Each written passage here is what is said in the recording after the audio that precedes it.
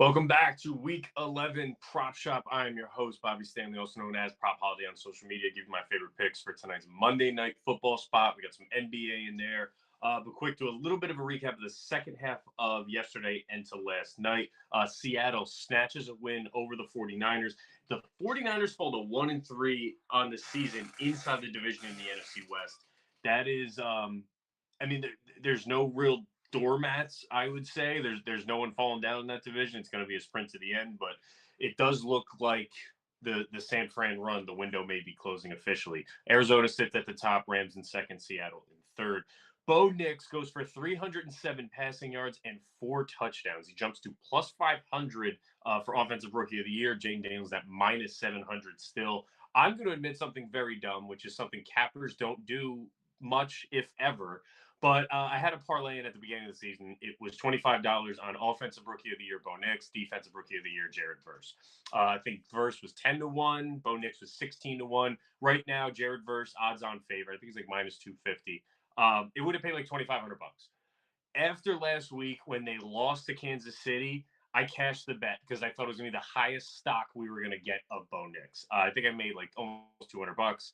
It was the dumbest decision looking back. I thought I cashed out at the top. Turns out he has the best game of his career this week against the Atlanta Falcons. They're in, you can make the case, wild card playoff contention, but they're going to finish at minimum, I think, a 500 team. And Bo Nix and Jaden Daniels are going to go down to the wire. Jaden Daniels on a 2-game losing streak. He was pedestrian doing it. If I botch this, I will happily or unhappily call myself a jackass for cashing that ticket. But 25 paid 2,500. I walked away with $200. I'm an idiot. Josh Allen moves to plus 150 on the MVP race after a heroic 26-yard rushing touchdown to pretty much lock up the game.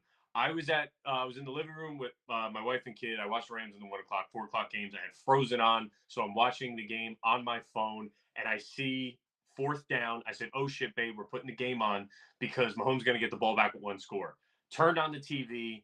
Josh Allen's in the end zone. I said, what the fuck happened? It was 4th and 2. So that was kind of a MVP stamp moment for Allen. They've had success beating them in the regular season before. Obviously, it's never translated to the postseason, but he was plus 850 to an MVP going into the season. He currently sits as odds-on favorite at plus 150 on FanDuel. So AFC just gets a little bit more fun. The Chargers make an ascension. Tone, producer, my bad, brother. I'm sorry about shitting on your Bengals. Chargers move up a ladder. Pittsburgh, despite winning with no touchdowns, I think it was 6 field goals, they move up a ladder. So if you want some fun bets to have, some tickets to have come December, Chargers plus 2,500 to win the Super Bowl, Steelers plus 2,100 to win the Super Bowl. I'm not saying they win the Super Bowl. I'm saying if they get hot, they win the first 2 games, they get out of the wild card round. If they make it to an AFC championship game, you will get a good cash out on that 25-1 or on that plus 2,100 for the Steelers. So I'm thinking about throwing like $50 on the Steelers to win the Super Bowl. Not that I think they'll do it, but if they get to the AFC Championship game, I got a good hedge situation or a good cash out. Quick over in NBA, Detroit Pistons have 7 wins. According to StatMuse, they didn't have 7 wins until February last season. They notch it on November 17th. Cade Cunningham, 6th triple-double of the year. I remember he wasn't asked to be on Team USA 2 years ago. I think it was FIBA, but he got brought into camp, and they were using him to pretend to be Luka Doncic. Not that he is, but I just thought that was a cool little fun fact. He is putting together some triple-doubles. And the Pistons are a fun team to watch. JB Bickerstaff kind of figured out the Jaden Ivey, Cade Cunningham piece.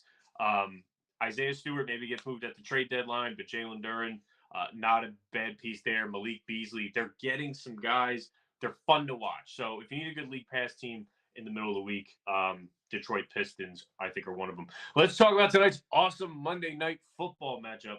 It is a battle for Texas, and I'm sure that looked great on paper in July, but we get the Week 11 version, which is Cooper Rush getting 7.5 points, hosting the Houston Texans.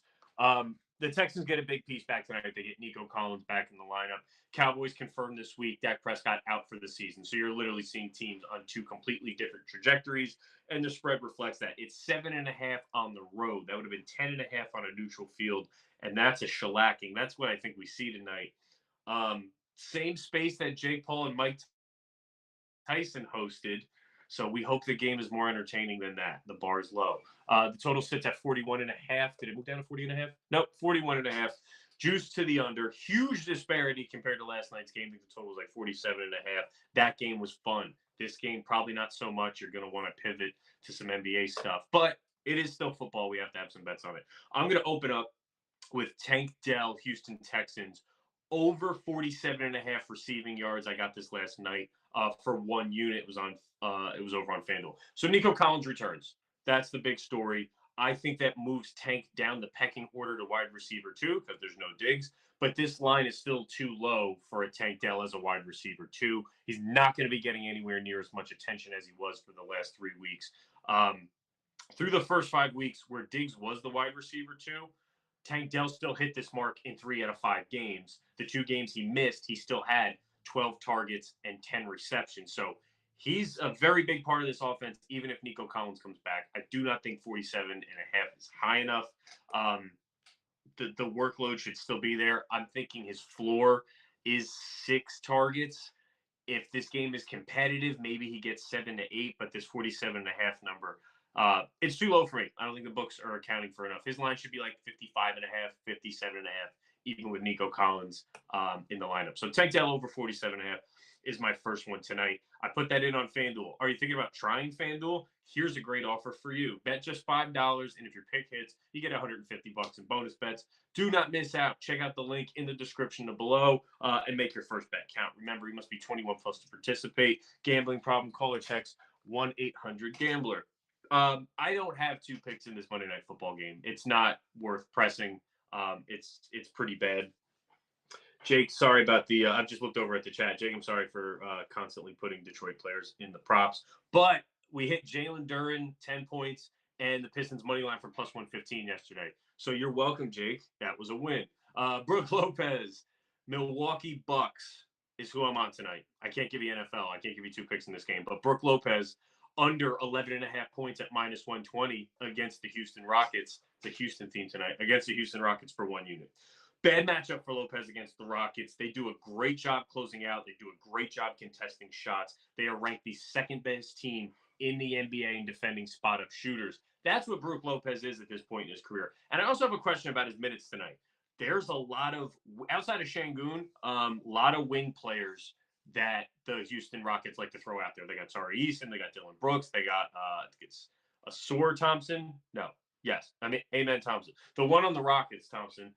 They got wings. I know Cam Whitmore is still hurt, but they play a style of small ball where they can put Jabari at the 5. You might see some of that tonight. You might see some Jock Landale tonight. But Brooke Lopez, I think he gets his minutes snipped, and Dame coming back is a big deal. Dame averages 10.9 points per game when Dame plays this season. Lopez averages 10.9 points per game when Dame plays this season. He went over this line in only 4 of 10 when Dame played. Lillard comes back tonight. He's going to be inserted back to the lineup against the Rockets. Brooke Lopez under 11.5. Do not play this at 10.5. There's no value there. So that's an under for you. That's NBA. Let's go to the cross sport parlay before we get into the touchdown liquor cabinet. But before that, let's hear a couple words from my boy Brad Thomas. Wait, before we get back to the picks, I wanted to thank you all for watching. Friends don't let friends watch videos without hitting the like button. So go ahead and press the thumbs up button and like the video. If you're new here and not subscribed, you should go ahead and do so because we're dropping new content each and every day on the GoldBoys Network. We strive to cover every sport and give out picks and analysis and valuable information for free on the GoldBoys Network. So make sure you're subscribed and hit the bell so you can get notified when we drop something new. I'm Brad Thomas. Let's get back to the picks.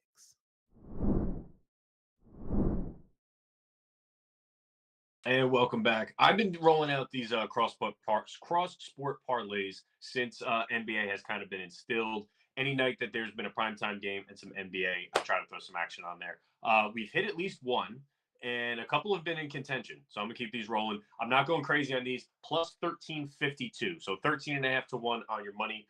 Dalton Schultz, over 27.5 receiving yards. No, it's not just the revenge factor. Dallas allows the highest yards per reception to tight end. So Schultz over 27.5, and Nico Collins touchdown. 7 targets inside the 5-yard line in 5 games. If he didn't get hurt and he kept that pace, he would be top 4 in the league in red zone targets behind Jamar Chase, Drake London, Cortland Sutton, and Garrett Wilson. I do think Nico Collins is as good as them. He's just been hurt for the last 5 games. So give me Nico Collins plus 130 on a touchdown in this.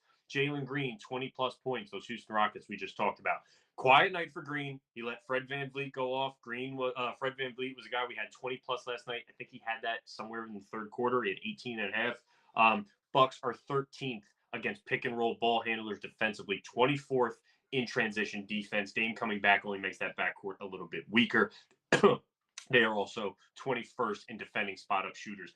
That is Jalen Green's wheelhouse at 20-plus points. When he plays 30 or more minutes, he averages 21.4 points per game. So give me Green for 20, and then Trae Young, 25 points. When he plays 30-plus minutes, he averages 25.7 points per game this season. I think it's a big night. He's coming off 29 from Portland the other night. Kings will be without DeRozan, without Sabonis. They are bottom 19 in defending pick-and-roll ball handlers, 30th in defending spot-up shooting, and 23rd in ISO defense. This screams Trae Young to me, 25-plus points. 20 on Jalen Green, Nico Collins touchdown, Dalton Schultz over 27.5 receiving yards. No alt lines here. All 4 of these are 1352. I put a quarter of a unit on it. So let's keep those rolling and go into the touchdown liquor cabinet for tonight. Trae Young is now plus money on the 25. I think him and De'Aaron Fox battle it out. And De'Aaron Fox without Sabonis, without DeRozan, the points have been just absurd. So expect that to keep going. And Trae Young, I think, chimes in. Let's go to touchdown liquor cabinet on this sorry-ass Monday Night Football game. Top shelf, Nico Collins, plus 130. I mentioned above what his red zone targets look like before he got hurt. Plus 130, I think, is still a decent price. Mixon is minus 170. I'm not going to give that out to you. His rush attempts are at 20 and a half, and he's been blowing past that every single night. Seemed a little bit fishy to me. I think he only missed it in like 2 of 10 games this season. This is another one that shapes up to be a run-heavy snooze fest. It just seemed very, very skeptical. I'm not betting him at minus 170. I'm not giving you that. Mid-shelf, CeeDee Lamb, if he plays, plus 260. He got put on the injury report yesterday. Everything I've read prior to up to 5 minutes before the show said he is expected to play. But he's plus 260 for CeeDee Lamb. Yes, I know Cooper Rush is your quarterback. They're going to have to do something to get him the ball, especially if they get in the red zone. He's going to get the targets. If they can Cooper Rush throw a jump ball and he grabs one at plus 260, I know the opportunities will be there. So go half the unit on CeeDee Lamb. And then Vodka. Damian Pierce caught my eye at 10-1. Coming back from injury, Cam Akers has been moved. You saw his role at Minnesota. He's a back in the NFL. They moved him expecting Pierce to come back. How big that workload looks, I'm excited to see, but at 10-1 in a game that should be a blowout, I'll roll with that. Throw $10 on that. And then, Tone, this wasn't your fault. It happened 5 minutes before the show. Ryan Florney is getting the start for Dallas. He tweeted it out, or he put it on his Instagram story. He's 13-1 on FanDuel, 14-1 on Bet365. He's starting his first game of his career. At 14-1, I'll throw $5 on a starter, just knowing they're going to be out on the field. That's worth it.